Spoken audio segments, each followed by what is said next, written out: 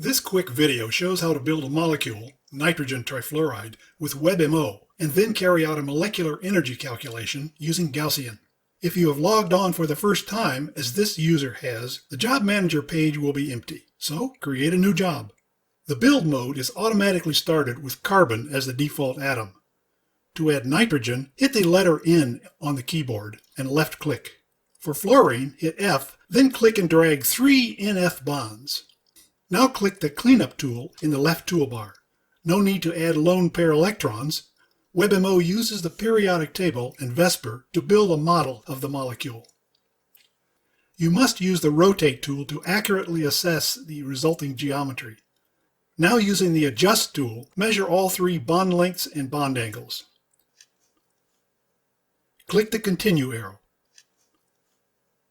Choose Gaussian. Continue and fill in the Job Options page.